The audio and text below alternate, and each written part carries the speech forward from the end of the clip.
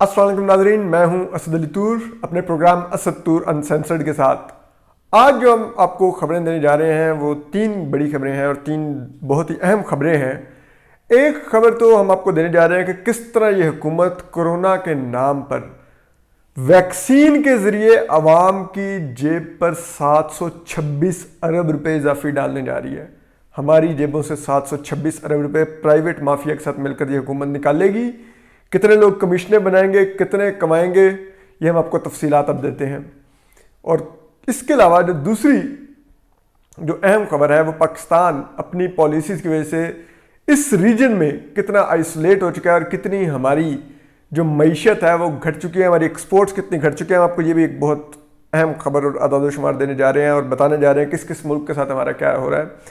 और तीसरी जो हम आपको खबर देने जा रहे हैं वो ये है कि बिल आखिर अब तहरीक इंसाफ की हुकूमत और ब्यूरोक्रेसी आमने सामने आ गई है। असद उमर और ब्यूरोक्रेसी में शदीद झड़प हुई है और इसकी भी हम आपको तफसीलात देते हैं। ये क्या फ़ंड्स की एलोकेशन का मामला है। वज़ीर इमरान खान ने भी कुछ ब्यूरोक्रेसी पर संगीन इल्ज़ामात लगाए हैं पिछली काबीना की मीटिंग में, हम वो भी आपको बताने जा रहे हैं। तो सबसे पहले तो हम आते हैं कोरोना वैक्सीन की तरफ। तो आपको मालूम है कि कोरोना वैक्सीन के ऊपर अब ट्रांसपेरेंसी इंटरनेशनल ने भी एक ख़त लिखा है। उन्होंने भी कहा है कि पाकिस्तान दुनिया का पहला मुल्क है जो कोरोना वैक्सीन निजी शोबे से इंपोर्ट करवा के फ़रोख्त करवाने लगा है कि लोग पैसों की लगवाएं। पाकिस्तान दुनिया का वाहिद मुल्क है और पहला मुल्क ये बनने जा रहा है। और उन्होंने कहा उसमें भी आप 150% प्रॉफिट दे रहे हैं उन निजी कंपनियों को। मतलब जो उन्होंने कहा कि $10 की बनती है वैक्सीन, यानी कि तकरीबन 1600 रुपये की, आप 4,500 हज़ार 8,500 रुपये की उनको लगवाने की इजाज़त बेचने की इजाज़त दे रहे हैं। तो सोचिए कि उन्होंने खुद लिखा, उन्होंने कहा कि ये आप करप्शन का दरवाज़ा खोल रहे हैं ये करके। लेकिन ये सिर्फ ट्रांसपेरेंसी इंटरनेशनल नहीं, अब हुकूमत का एक अपना इदारा हुकूमत के खिलाफ बोल पड़ा है। ये है असल खबर। हुकूमत का एक अपना इदारा हुकूमत के खिलाफ बोल पड़ा है। यह है Pakistan institute of development economics. इन्होंने अब जो कहा है, इन्होंने हुकूमत को कहा है कि आप ये क्या कर रहे हैं, आप निजी शोबे को इंपोर्ट की इजाज़त दे रहे हैं। उन्होंने कहा कि अगर आप निजी शोबे को इंपोर्ट की इजाज़त देंगे तो उन्होंने कहा आप यहां से अंदाज़ा लगा लीजिए कि अगर आप खुद से ये वैक्सीन इंपोर्ट करें, हुकूमत पाकिस्तान करके लगाए, तो 438 अरब रुपए का खजाने पे बोझ पड़ेगा।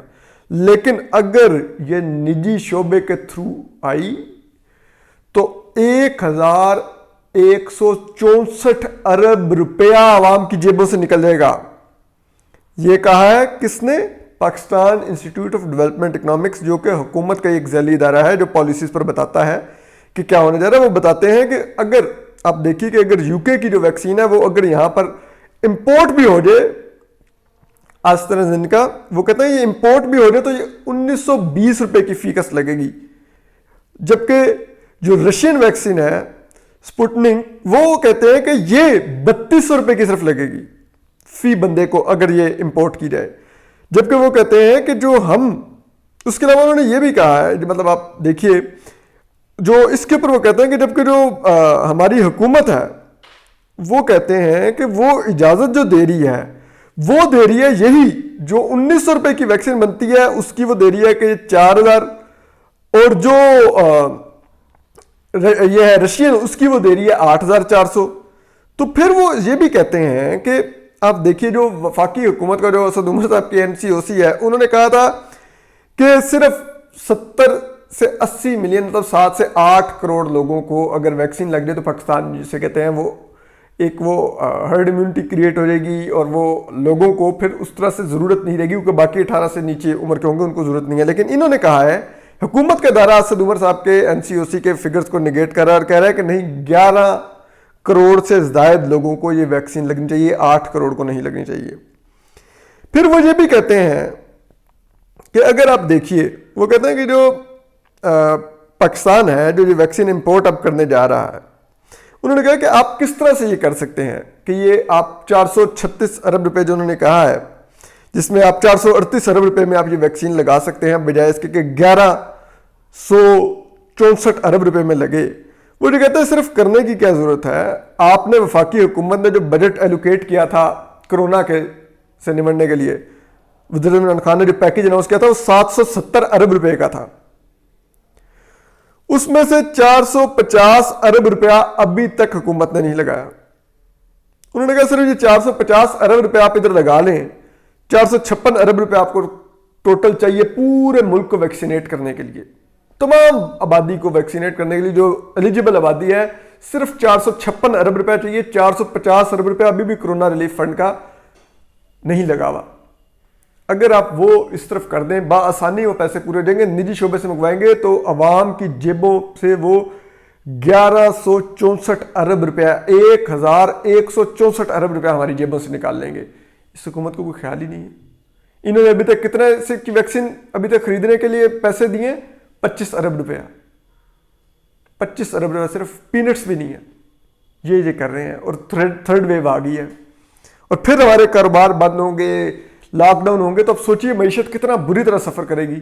صرف 450 ارب روپیہ جو آپ کو پڑا ہوا بھی ہے, کرونا پیکج کے اندر پڑا ہوا ہے, آپ وہ لگا دیں تو آپ بچ سکتے ہیں. لیکن بہرحال یہ تو اس حکومت کے حالات تھے. لیکن اس حکومت کی جو پالیسیاں ہیں, جو ہماری ہائبرڈ رجیم نے پچھلے کچھ عرصے میں اختیار کی, جو ہم نے افغانستان کے لیے اختیار کی, جو ہم نے سارک کے ممالک کے ساتھ اختیار کی, انڈیا کے ساتھ, سری لنکا کے ساتھ, بنگلہ دیش کے ساتھ, اس کے ساتھ ہمارے ساتھ ہوا کیا ہے کہ آج پاکستان کی جو ایکسپورٹس ہیں وہ 22% خطے میں گھٹ چکی ہیں. اس میں اگر آپ دیکھیں کہ افغانستان, جس کو ایک دور میں پاکستان امریکہ کے بعد سب سے زیادہ ایکسپورٹس بندہ پاکستان افغانستان کو کرتا تھا, ان کا اب حالت یہ ہے کہ وہ مزید 13% گھٹ کر $629 ملین رہ گئی ہیں 738 ملین ڈالر سے.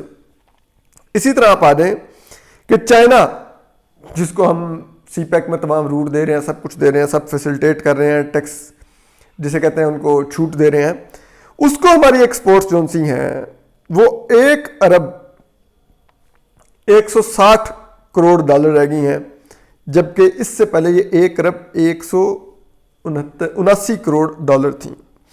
اسی طرح آپ انڈیا کو دیکھیے, انڈیا سے 99% ہماری ایکسپورٹ گھٹی ہیں, جبکہ ہم نے انڈیا سے تجارت پر پابندی لگائی تھی, تو وہ اب ہماری صرف $2 ملین کی ہو رہی ہیں, جبکہ اس سے پہلے یہ $19 ملین میں تھی پچھلے سال.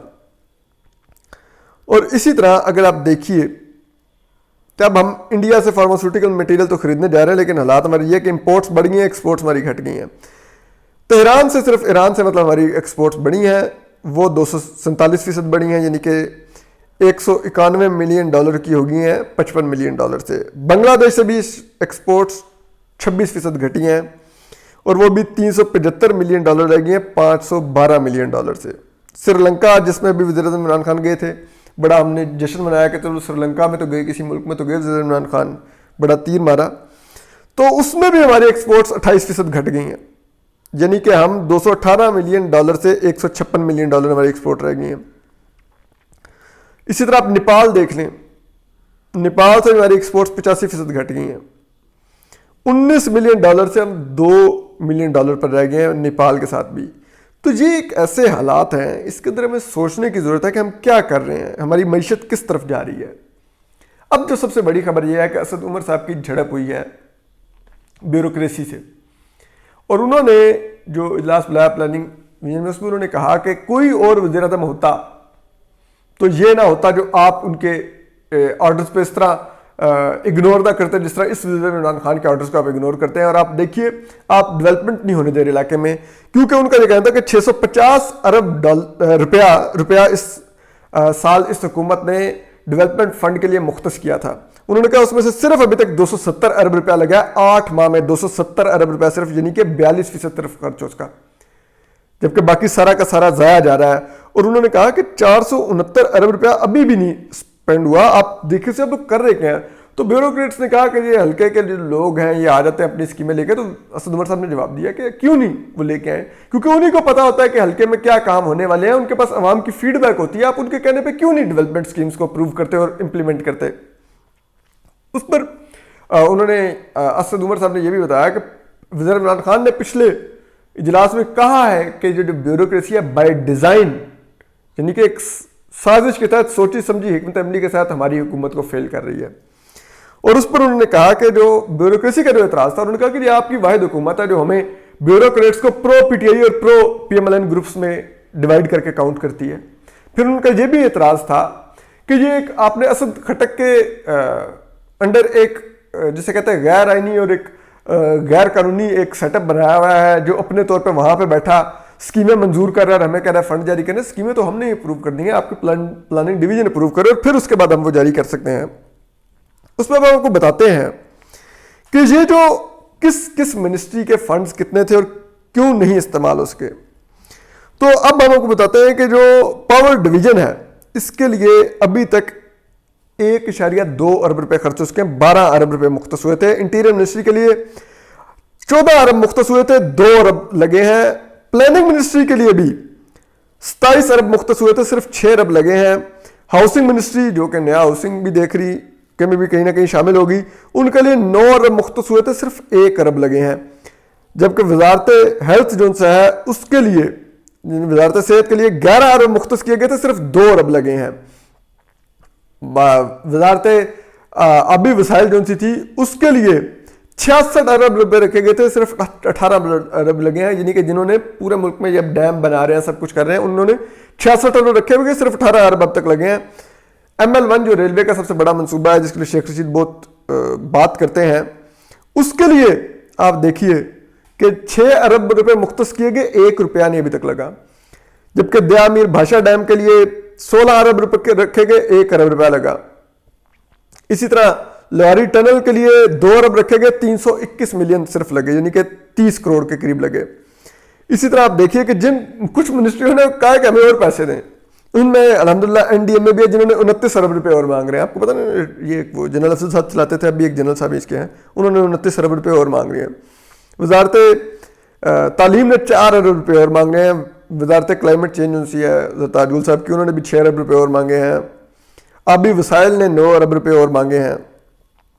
تو اب اس حالات میں جب پیسے لگ رہے نہیں ہیں تو حکومت فرسٹریٹ ہو رہی ہے کیونکہ ترقیاتی کام نہیں ہو رہے، MNAs بھی ناراض ہو رہے ہیں اور اسی وجہ سے وہ پھر سینٹ میں ووٹ بھی یوسف رضا گیلانی کو کر دیتے ہیں. تو یہ وہ تمام حالات ہیں جس میں اسد عمر صاحب برہم ہوئے ہیں، لڑے ہیں بیوروکریٹ سے، انہوں نے برہمی کا اظہار کیا ہے، بیوروکریٹ سے بھی اپنی ریزائنمنٹ کا اظہار کیا. تو اب دیکھتے ہیں کہ کیا ہوتا ہے. ہم آپ کو یہ بڑی عمدہ خبر تھی شہباز رانا صاحب کی، تو ٹریبیون میں آ جائیے. ہم آپ کو مزید بھی اپڈیٹس کرتے رہیں گے. اپنا خیال رکھیے، سلامت رہیے. اللہ حافظ.